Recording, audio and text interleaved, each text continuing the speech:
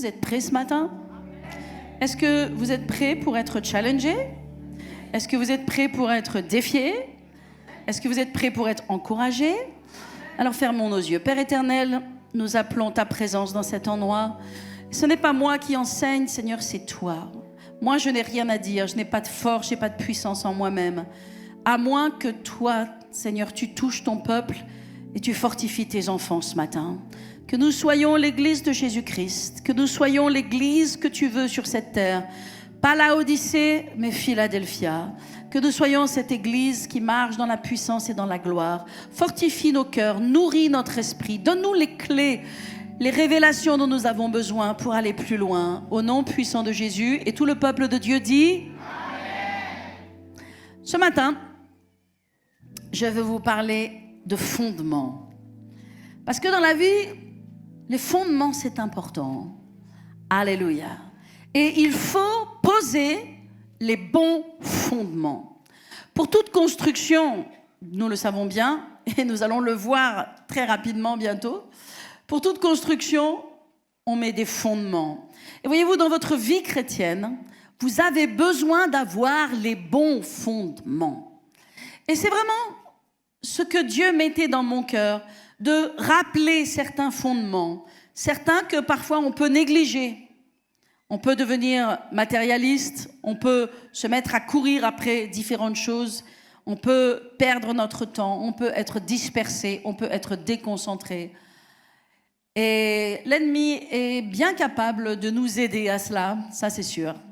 Mais c'est important d'avoir des fondements sûrs. Alors, le Seigneur m'a mis un passage que je veux partager avec vous qui se trouve dans Luc, au chapitre 12 et au verset 16. Si vous voulez tourner avec moi dans Luc 12, 16. Alléluia. Est-ce que vous êtes là? Tout le monde est bien là? Oh, alléluia.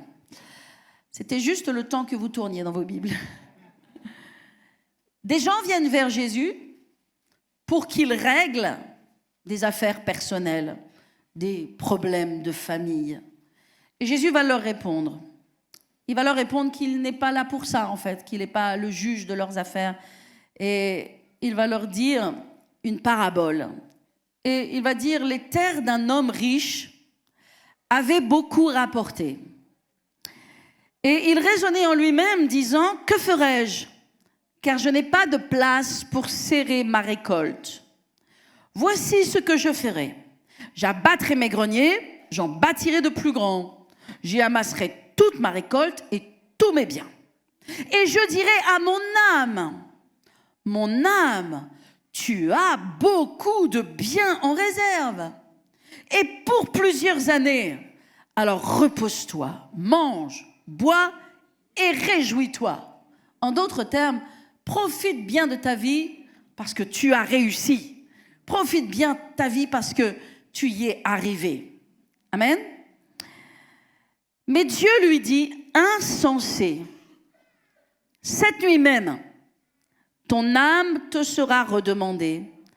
Et ce que tu as préparé, tout ce que tu as emmagasiné, pour qui cela sera-t-il? Il en est ainsi de celui qui amasse des trésors pour lui-même, mais qui n'est pas riche pour Dieu. Alléluia. Nous comprenons bien cette parabole parce qu'elle est très claire. Voici un homme qui semble avoir réussi.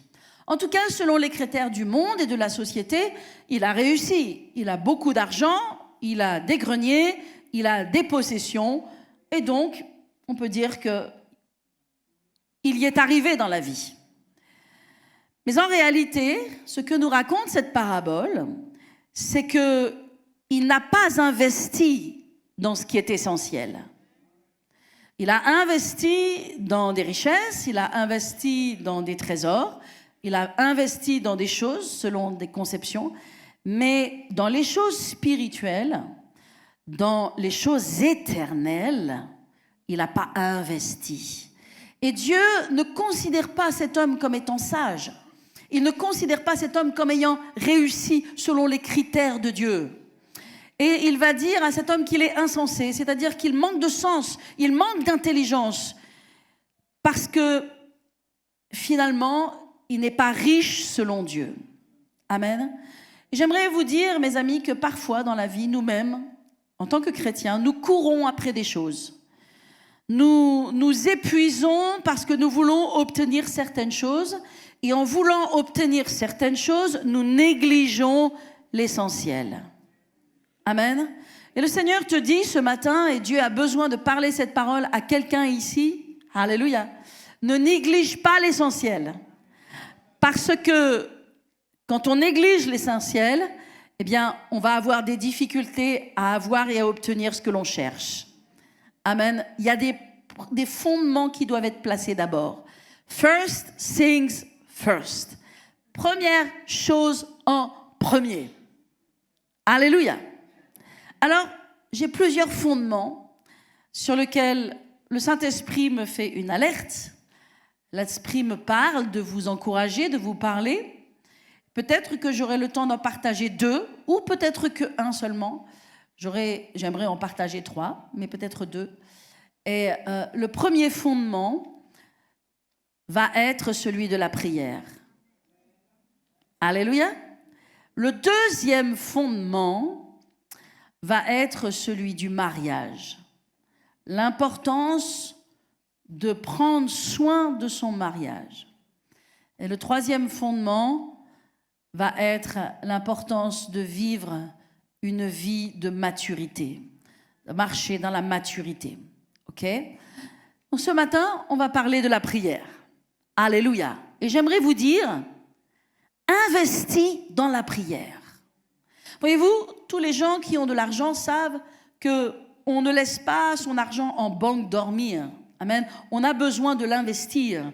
On a besoin de l'investir pour avoir une multiplication. Amen. Si tu veux une multiplication dans ta vie, si tu veux passer dans une autre dimension, si tu veux vraiment, passer dans une autre dimension, il va falloir que tu investisses dans la prière. Alléluia. La prière, c'est tellement important. Lorsque Jésus est passé à Béthanie, dans la maison de Marthe, de Marie, de Lazare, n'est-ce pas? Il est arrivé à l'improviste et voilà ces 12 hommes, les 12 disciples et Jésus qui arrivent pour manger chez Marthe et Marie. Et Marthe, s'affaire, bien sûr, prépare ce repas et puis vient vers Jésus, toute troublée, toute frustrée, toute énervée, toute agacée. Et on dit, mais ne t'inquiètes-tu pas que ma sœur est là à ne rien faire et moi qui dois faire tout ce travail pour vous recevoir. Et Jésus va lui répondre dans Luc 10, il lui dit, Marthe, Marthe, tu t'inquiètes et tu t'agites pour beaucoup de choses. Mais une seule chose est nécessaire. On peut dire une seule chose est essentielle, essentielle. Alléluia. Et Marie a choisi la bonne part, celle qui ne lui sera pas ôtée. Ça veut dire qu'il y a une part qui ne nous sera pas ôtée. Et quand tu investis dans la prière, cette part-là que tu investis ne te sera pas ôtée. Tandis qu'il y a d'autres parts, d'autres choses dans la vie que l'on peut avoir et qui peuvent nous être ôtées. Mais la part que tu investis dans la prière ne te sera pas ôtée. Alléluia. La bonne part, mes amis, c'est la prière. La bonne part, c'est faire de Dieu ton ami. Ça, personne ne peut te le voler. On peut te jeter en prison, on peut t'accuser, on peut te voler tout ce que tu as, on peut te trahir. Ça, on ne te le volera jamais. Si Dieu est ton ami, personne ne peut te l'enlever. Alléluia. D'ailleurs, par ailleurs, c'est ce que ce pasteur biélorusse a dit à ses agents du gouvernement qui sont venus pour détruire son église. Il s'est confronté à eux.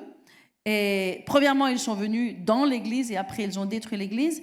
Et il leur a dit, vous pouvez détruire l'église, mais vous ne pouvez pas détruire notre foi en Dieu.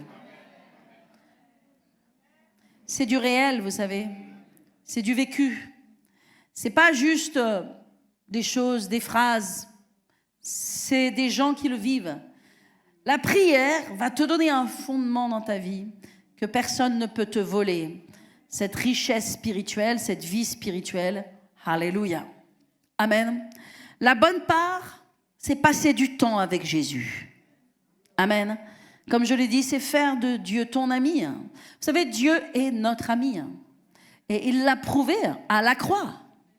Il a prouvé qu'il est notre ami. La Bible dit que Dieu a tant aimé le monde. Donc Dieu nous a aimés. S'il nous a aimés, c'est qu'il est notre ami. Dieu a tant aimé le monde qu'il a donné son Fils unique afin que quiconque croit en lui ne périsse pas, mais qu'il ait la vie éternelle. Dieu est toujours notre ami. Sommes-nous l'ami de Dieu? Que lui soit notre ami, c'est une évidence. Est-ce que nous sommes son ami? Est-ce qu'il connaît notre nom? Est-ce qu'il a l'habitude de nous entendre venir dans sa présence? Est-ce qu'il connaît ton nom? Est-ce qu'il connaît le son de ta voix? Est-ce qu'il connaît la mélodie de ton chant? Est-ce qu'il connaît ta présence? Est-ce qu'il sait, c'est l'heure maintenant où je vais avoir ma rencontre de tous les jours avec mon ami? Vous savez, Dieu avait un ami qui s'appelait Enoch. La Bible nous dit que Enoch marchait avec Dieu. Amen. Il marchait avec Dieu.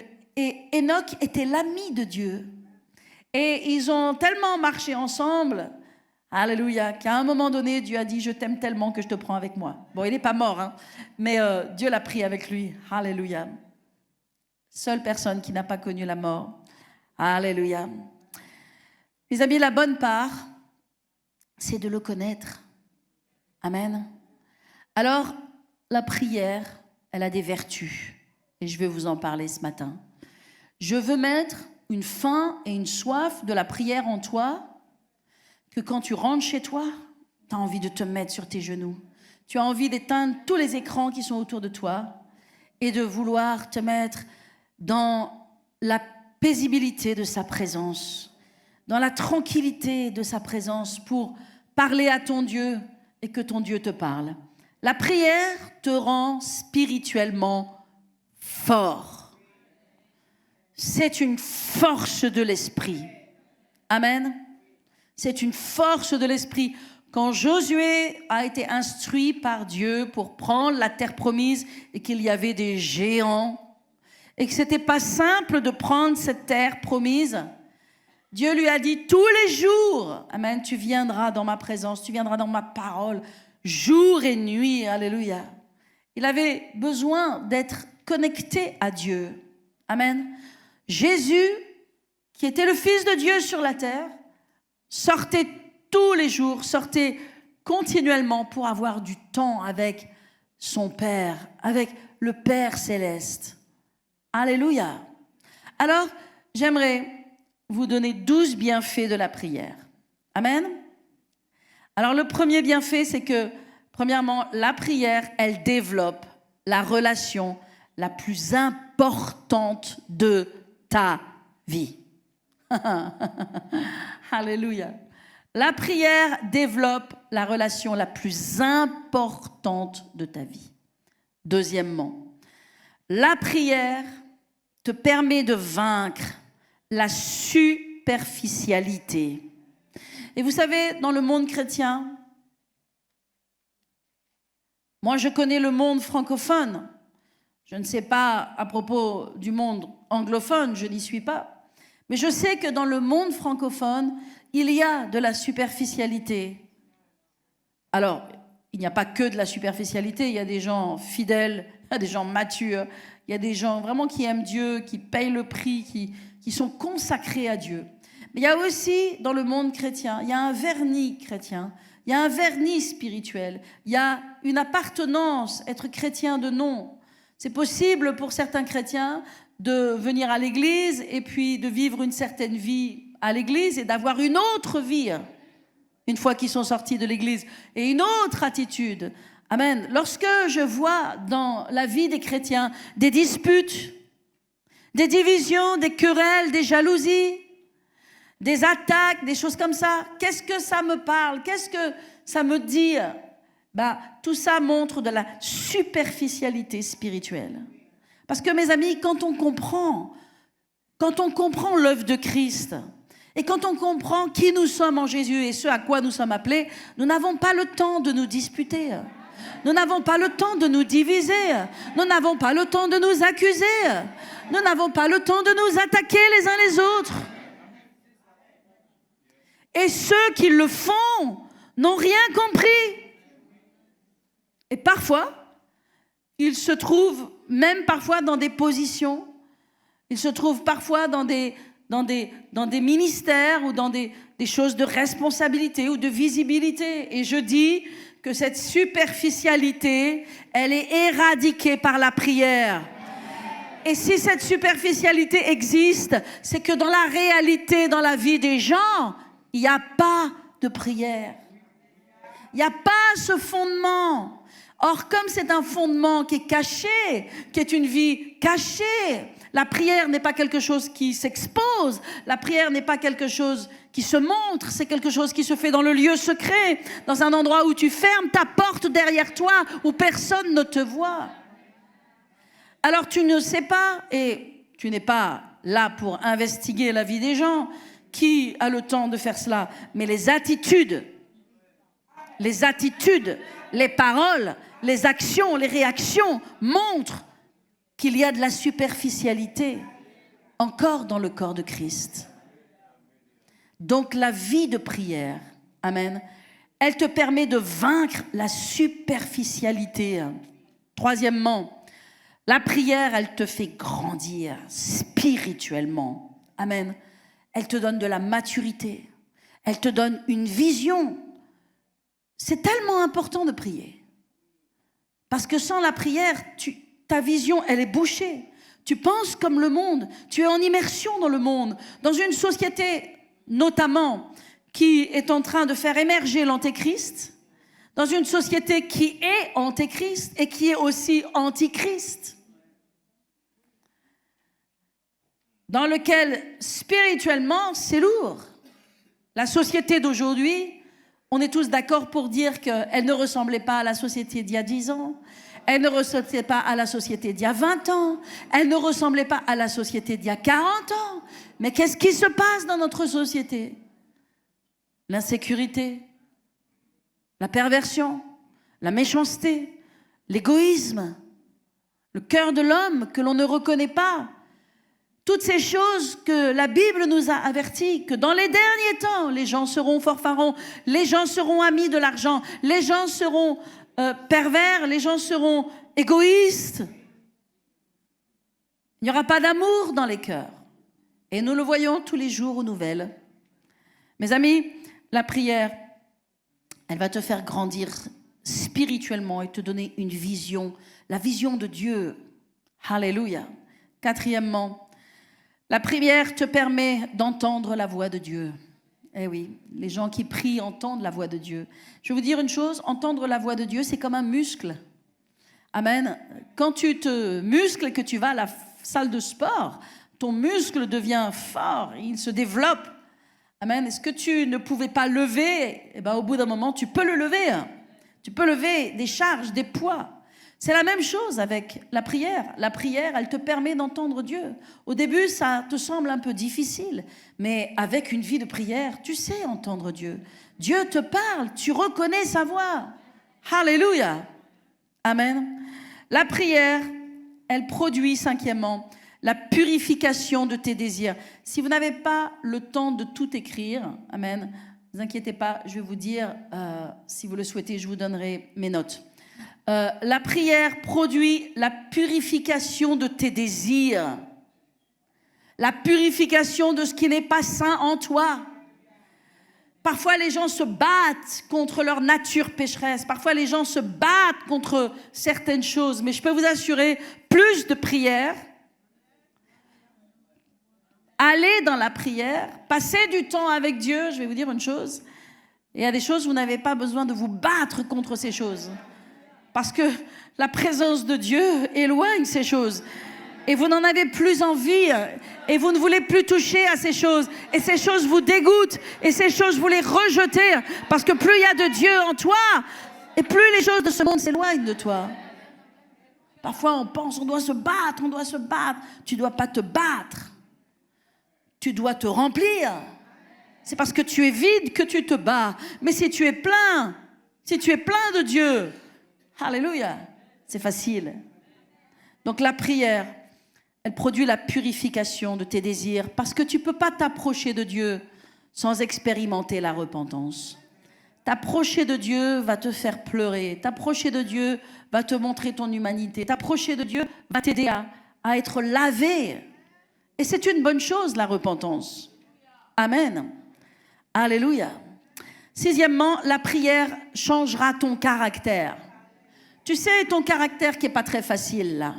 Tu sais, ton caractère qui est parfois râleur, contestataire, qui est parfois rebelle, qui est parfois à faire la tête pendant 3 jours. Tu sais, ce caractère qui n'est pas si simple, là.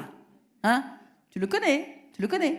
Ce caractère qui parfois résiste, ce caractère qui est souvent offensé, ce caractère... Ok, la prière va changer ton caractère. Amen. Septièmement, la prière va amener la guérison intérieure, la guérison de tes blessures. Vous savez, c'est dans la présence de Dieu que Dieu nous guérit. Parfois, on pense qu'on doit obligatoirement passer par la clinique spirituelle. Alors, la clinique spirituelle, c'est la rencontre avec Dieu.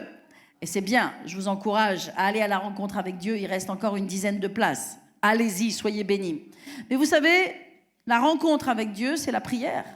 Et quand tu peux passer du temps, quand tu as une vie de prière, Dieu guérit tes blessures. Dieu guérit les traumatismes de ta vie.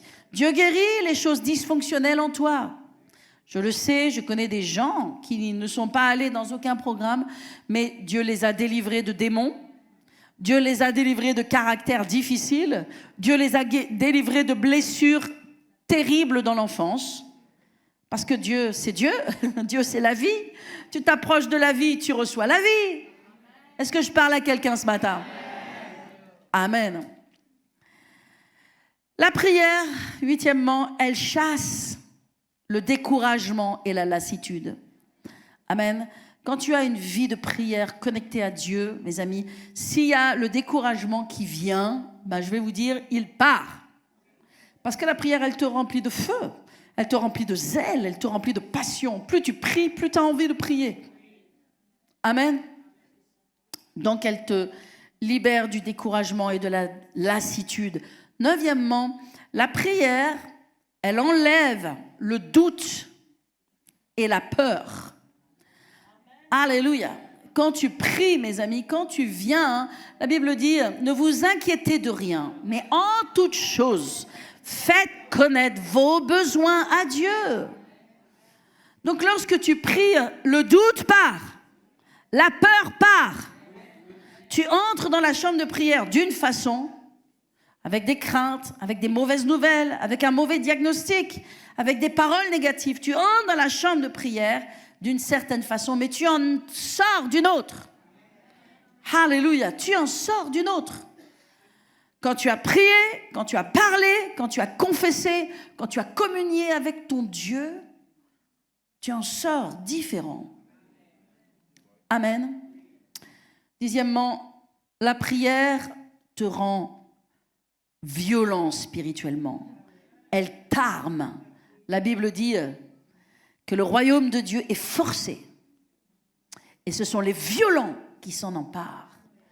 Il n'y a pas de violent entre guillemets. Violent n'est pas violent avec des poings, mais violent dans la détermination, violent dans la foi. Vous savez, moi qui étais en Grèce, et en pensant à la Grèce antique, quand vous allez dans ces villes de Grèce, certaines de Turquie, Corinthe, Éphèse, que j'ai eu l'opportunité de visiter il y a quelques années de cela, et quand tu vois que Paul arrivait dans ces villes, il arrivait dans ces villes, il avait parfois 2-3 disciples avec lui, et heureusement. Et il devait faire face à des villes entières qui avaient des convictions, qui étaient déterminées, et il allait avec un tel courage. Il était violent dans la foi. Jamais avec ses poings et jamais avec ses mots, jamais pour blesser, jamais pour faire du mal, mais pour prêcher l'évangile. Le royaume de Dieu est forcé. Ce sont les violents qui s'en emparent. Mais la prière te rend violent. Il n'y a pas de gens qui aient pris de ville. Il n'y a pas de gens qui aient pris de nation. Il n'y a pas de gens même qui aient pris leur quartier. sans avoir été des gens violents dans la prière. Forts dans la prière, dans le lieu secret. Vous savez, le royaume de Dieu est fait de paradoxes. Le royaume de Dieu est fait de contradictions. La Bible dit que si tu donnes, tu reçois. Si tu gardes tout pour toi, tu vas t'appauvrir. Mais la Bible dit que celui qui donne avec libéralité, avec générosité, c'est celui qui reçoit. Celui qui arrose sera lui-même arrosé. La Bible nous dit, celui qui s'abaisse, c'est celui qui sera élevé. Celui qui s'élève, c'est celui qui sera abaissé. Paradoxe. Et la Bible dit, elle nous enseigne que le lieu secret, la prière, amen, qui est pourtant secret, eh bien c'est un lieu de puissance. C'est un lieu dans lequel tu n'es pas vu, tu es invisible, personne ne te voit, personne ne t'applaudit. Et pourtant, dans cette invisibilité, Dieu te voit. Tu es visible aux yeux du monde, invisible aux yeux du monde, mais visible aux yeux de Dieu. Et dans ce lieu d'invisibilité, c'est ton lieu de puissance. Est-ce que je parle à quelqu'un ce matin? Alléluia. 11e, la prière, elle élève ta foi. Alléluia. 12e, la prière, elle te donne de l'assurance. La Bible dit que le juste a de l'assurance comme un jeune lion. Amen. Le juste. Vous savez, celui qui passe du temps dans la présence de Dieu, qui sait qu'il est un enfant de Dieu, qui sait qu'il est juste, qu'il a été justifié par son Père, il a de l'assurance. La prière, elle te donne de l'assurance. Amen. Parce que tu sais que tu es fils et fille et que tu as un Père. Amen. Alors, je voudrais vous partager ce matin 12 citations qui me touchent, qui me parlent à propos de la prière. Amen. Premièrement, un homme de Dieu qui a été... Tous les citations, les gens que je vous cite, ont été des gens absolument exceptionnels, qui ont été des gens de prière, qui ont fait des choses. Vous savez, nous, aujourd'hui, on fait des choses, mais on a des réseaux sociaux, des trains, des TGV, des avions, des voitures, des téléphones, on a des ordinateurs pour écrire. Je parle vraiment de gens qui ont vécu dans des époques où il n'y avait rien. Mais ce qu'ils avaient, c'était la prière.